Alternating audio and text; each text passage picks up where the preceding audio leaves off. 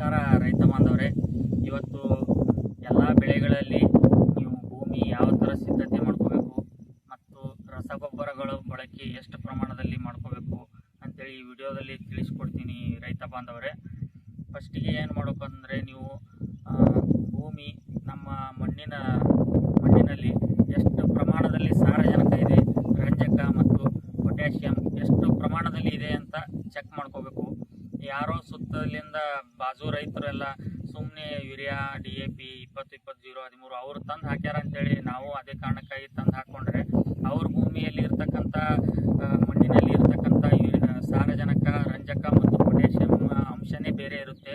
ನಿಮ್ಮ ಮಣ್ಣಿನಲ್ಲಿ ಇರತಕ್ಕಂಥ ಸಾರಜನಕ, ರಂಜಕ ಮತ್ತು ಪೊಟ್ಯಾಷಿಯಂ ಅಂಶನೇ ಬೇರೆ ಇರುತ್ತೆ.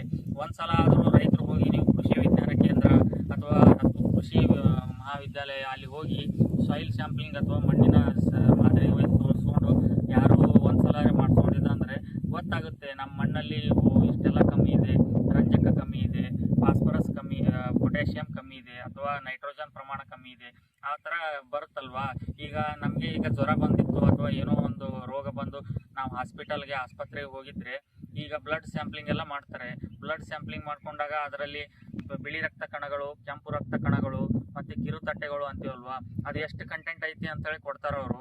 ಅದೇ ಥರ ನಾವು ನಮ್ಮ ಮಣ್ಣಲ್ಲಿ ಸೂಕ್ಷ್ಮ ಪೋಷಕಾಂಶಗಳು, ಈಗ ಕ್ಯಾಲ್ಸಿಯಮ್ಮು, ಮ್ಯಾಗ್ನೇಷಿಯಮ್ಮು, ಜಿಂಕು, ಬೋರಾನು ಮತ್ತು ಸಲ್ಫರು, ಇನ್ನೇ ಮ್ಯಾಂಗನೀಸು, ಮಾಲಿಬ್ಡಿನಮು, ಈ ಥರ ಎಲ್ಲ ಸೂಕ್ಷ್ಮ ಪೋಷಕಾಂಶಗಳು ಬರ್ತಾವಲ್ಲ ರೈತ ಬಾಂಧವ್ರೆ, ಅದು ನಮ್ಮ ಮಣ್ಣಲ್ಲಿ ಎಷ್ಟು ಪ್ರಮಾಣದಲ್ಲಿ ಇದೆ ಅಂತ ನಾವು ಫಸ್ಟ್ ತಿಳ್ಕೊಬೇಕು ರೈತ ಬಾಂಧವ್ರೆ.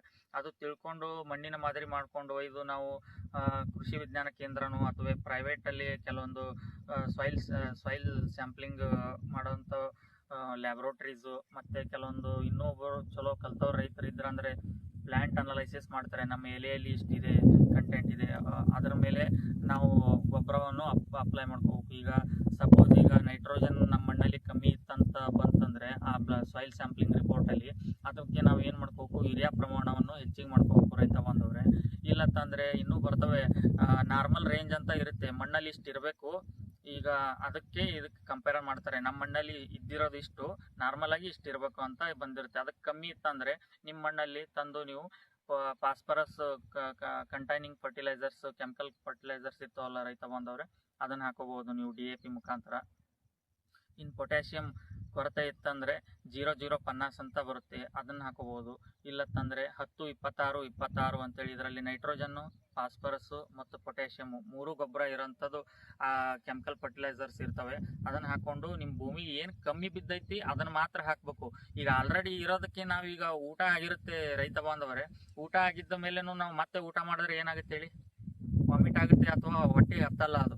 ಅದೇ ಥರ ನಾವು ಏನು ಮಾಡ್ಕೋಬೇಕು, ಭೂಮಿಗೆ ಏನು ನೆಸರಿ ಇದೆ, ನಮ್ಮ ಭೂಮಿಗೆ ಏನು ಕೊಟ್ಟರೆ ಇಳುವರಿ ಬರುತ್ತೆ, ಏನು ಅವಶ್ಯ ಇದೆ ಅದನ್ನು ಮಾತ್ರ ಕೊಡಬೇಕು. ಅದನ್ನು ಎಷ್ಟು ಕೊಡ್ಬೇಕಂದ್ರೆ ಅದಕ್ಕೆ ಎಷ್ಟು ಕ್ರಾಪಿಗೆ, ಬೆಳೆಗೆ ಎಷ್ಟು ಅವಶ್ಯಕತೆ ಇದೆ ಅಷ್ಟು ಮಾತ್ರ ಕೊಟ್ಟರೆ ಬೆಳೆ ತಗೊಳುತ್ತೆ. ಇನ್ನು ಹೆಚ್ಚಿಗೆ ಕೊಟ್ಟರೆ ಏನಾಗುತ್ತೆ, ಅದನ್ನು ಬೆಳೆನೂ ತಗೊಳ್ಳಲ್ಲ, ಒಂದು ರೈತರಿಗೆ ಕಾಸ್ಟ್ ಹೆಚ್ಚಾಗುತ್ತೆ. ಗೊಬ್ಬರ ಸುಮ್ಮನೆ ಅನ್ನೆಸರಿ ಹಾಕೋದ್ರಿಂದ ಗೊಬ್ಬರನೂ ಹೆಚ್ಚಾಯ್ತಂದರೆ ಸುಮ್ಮನೆ ನಿಮ್ಮ ಕಾಸ್ಟ್ ಹೆಚ್ಚಾಗುತ್ತೆ. ಆಮೇಲೆ ರೈತರು ಮೊದಲೇ ಕೈ ಬಂದಿತ್ತು ಬಾಯಿಗೆ ಬರಲ್ಲ ಅಂತ ಅಂತೀವ್ರಿ ನಾವು. ಸಾಕಷ್ಟು ಮಳೆ ಆಗ್ತಾ ಇದೆ ಎಲ್ಲ ಕಡೆ, ಬೆಳೆ ಬರುತ್ತೆ, ಕೈ ಬಂದಿದ್ದು ಬಾಯಿಗೆ ಬರಲ್ಲ. ಒಂದೊಂದು ಟೈಮು ಮಾರ್ಕೆಟಲ್ಲಿ ರೇಟ್ ಇರಲ್ಲ. ಅದಕ್ಕೆ ನೀವು ಗೊಬ್ಬರ ಪ್ರಮಾಣ ಬಳಸೋದೆಲ್ಲ ಕಮ್ಮಿ ಮಾಡ್ಕೋಬೇಕು. ಫಸ್ಟ್ ನೀವು ನಿಮ್ಮ ಭೂಮಿಗೆ ನೀವೇ ಇಂಜಿನಿಯರ್ ಆಗಬೇಕು. ಸಾಯಿಲ್ ಸ್ಯಾಂಪ್ಲಿಂಗ್ ಮಾಡ್ಕೊಂಡು ಕೃಷಿ ವಿಜ್ಞಾನ ಕೇಂದ್ರ ನಿಯರ್ ಬೈ ಇಂಡಿ ಆಗಿರ್ಬೋದು ಅಥವಾ ಕೃಷಿ ವಿಜ್ಞಾನ ಕೇಂದ್ರ ಬಿಜಾಪುರ ಆಗಿರ್ಬೋದು. ಇನ್ನು ಪ್ರೈವೇಟಲ್ಲಿನೂ ಇರ್ತವೆ ಕೆಲವೊಂದು ಸಾಯಿಲ್ ಸ್ಯಾಂಪ್ಲಿಂಗ್ ಲ್ಯಾಬ್ರೋಟರೀಸು, ಅಲ್ಲಿ ಒಯ್ದು ಕೊಟ್ಟರೆ 300 ರೂಪಾಯಿದಲ್ಲಿ ನಿಮ್ಮದು ಮಣ್ಣಲ್ಲಿ ಏನೇನು ಕಂಟೆಂಟ್ ಕಮ್ಮಿ ಇದೆ, ಏನೇನು ಹೆಚ್ಚಿದೆ ಅವರೆಲ್ಲ ಹೇಳ್ತಾರೆ. ಅದರ ಮೇಲೆ ನೀವು ಗೊಬ್ಬರ ಹಾಕೋಬೋದು ರೈತ ಬಂದವರೆ. ಇಷ್ಟು ಹೇಳ್ಕೊಂಡು ನಾವು ಉಳ್ಳಾಗಡ್ಡಿಯಲ್ಲಿ ಮಾಹಿತಿ ಹೇಳೋಣ ಬನ್ನಿ ರೈತ ಬಂದವರೆ.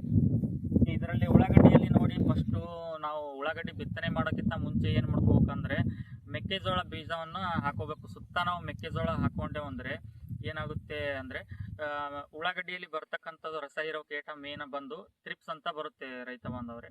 ಥ್ರಿಪ್ಸ್ ಏನು ಮಾಡುತ್ತೆ, ಎಲೆಯಲ್ಲಿ ಇರೋದೆಲ್ಲ ರಸ ಎಲ್ಲ ಹೀರ್ಕೊಂತಂದರೆ ಎಲೆಯೆಲ್ಲ ಒಂಕಾಗ್ಬಿಡುತ್ತೆ ರೈತ ಬಾಂಧವರೇ. ಅದಕ್ಕೆ ನಾವು ಸುತ್ತ ಮೆಕ್ಕೆಜೋಳ ಹಾಕೊಂಡೇವು ಅಂದರೆ ಮೆಕ್ಕೆಜೋಳ ಅದಕ್ಕೆ ಬ್ಯಾರಿಯರ್ ಕ್ರಾಪ್ ಆಗಿ ಇದು ಆಗುತ್ತೆ ರೈತ ಬಾಂಧವರೇ. ಬ್ಯಾರಿಯರ್ ಕ್ರಾಪ್ ಅಂದರೆ ಅಡ್ಡ ಬೆಳೆಯಾಗಿ ಇದು ಆಗುತ್ತೆ. ಥ್ರಿಪ್ಸ್ ಅದು ಮೂಮೆಂಟ್ ಆಗಲ್ಲ, ಈ ಕಡೆಯಿಂದ ಆ ಕಡೆ, ಆ ಕಡೆಯಿಂದ ಈ ಕಡೆ ಹೋಗೋದೇ ಇಲ್ಲ. ಮೆಕ್ಕೆಜೋಳ ಹಾಕೊಂಡೇವು ಅಂದರೆ ಆ ಥರ ಕಂಟ್ರೋಲ್ ಮಾಡ್ಕೋಬೋದು ಥ್ರಿಪ್ಸು. ಇನ್ನು ಬಿಟ್ಟರೆ ಉಳ್ಳಾಗಡ್ಡಿ ಬೆಳೆಯಲ್ಲಿ ನಾವು ಹಳದಿ ಕಾರ್ಡು ಮತ್ತು ನೀಲಿ ಕಾರ್ಡ್ಸು ಅದನ್ನು ಕೂಡ ಬಳಸ್ಕೋಬೋದು ರೈತ ಬಾಂಧವರು. 1 ಎಕರೆಗೆ 25 ಹಳದಿ ಕಾರ್ಡು, 25 ನೀಲಿ ಕಾರ್ಡು ಹಾಕ್ಕೊಂಡ್ರೆ ಇನ್ನೂ ರಸ ಹೀರೋ ಕೀಟಗಳು, ತ್ರಿಪ್ಸು ಮತ್ತು ಬೇರೆ ಬೇರೆ ಥರ ರಸ ಹೀರೋ ಕೀಟಗಳು ಬರ್ತಾವಲ್ಲ, ಹೇನು ಅಥವಾ ನುಸಿಯೋ ಮತ್ತು ಬೇರೆ ಬೇರೆ ಥರ ರಸ ಹೀರೋ ಕೀಟಗಳು ಬರ್ತಾವಲ್ಲ ರೈತ ಬಾಂಧವರೇ, ಅದೆಲ್ಲ ಹೋಗಿ ಕಾರ್ಡ್ ಮೇಲೆ ಕೊಂಡಿರುತ್ತೆ. ಹಳದಿ ಕಾರ್ಡಿಗೆ ಅಟ್ರಾಕ್ಟ್ ಆಗಿ ಆಕರ್ಷಕವಾಗಿ ಬಂದು ಕೆಸಿಂದ್ರ ಹುಳುಗಳೆಲ್ಲ ಅದರ ಮೇಲೆ ಹತ್ಕೊಂಡಿರ್ತವೆ. ಆದ್ದರಿಂದ ನೀವು ಏನು ಮಾಡೋದು, ಔಷಧಿ ಹೊಡೆಯೋಂಥ ಖರ್ಚು ಕಮ್ಮಿ ಆಗ್ತೈತಿ ನಿಮ್ಗೆ. ಸುಮ್ಮನೆ ತಂದು ಅವ್ರು ಬಾಜುದವ್ರು ಕರಾಟಿ ಹೊಡೆದಾರ ಅಂತೇಳಿ ನೀವು ಕರಾಟಿ ಹೊಡೆಯೋದು, ಮತ್ತು ಅವರು ಇನ್ಯಾವುದೋ ಹಸ್ಪೇಟು, ಲ್ಯಾನ್ಸರ್ ಗೋಲ್ಡು, ಉಲಾಲು, ಅಪಾಚಿ ತುಂಬ ಕೆಮಿಕಲ್ಸ್ ಬರ್ತವೆ. ಸುಮ್ಮನೆ ಸ್ಪ್ರೇ ಮಾಡೋದು ಆಗಿದ್ರೆ ಅರ್ಥನೇ ಇಲ್ಲ ರೈತ ಬಾಂಧವರು. ನಿಮಗೆ ಕೆಮಿಕಲ್ಸ್ ಕಂಟೆಂಟ್ ಲಾಗೋಡಿ ಹೆಚ್ಚಾಗ್ಬಿಡ್ತೈತಿ.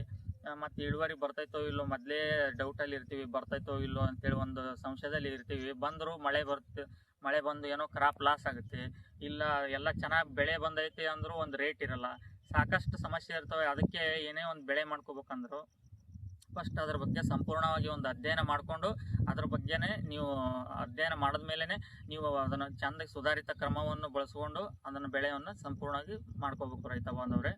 ಧನ್ಯವಾದಗಳು.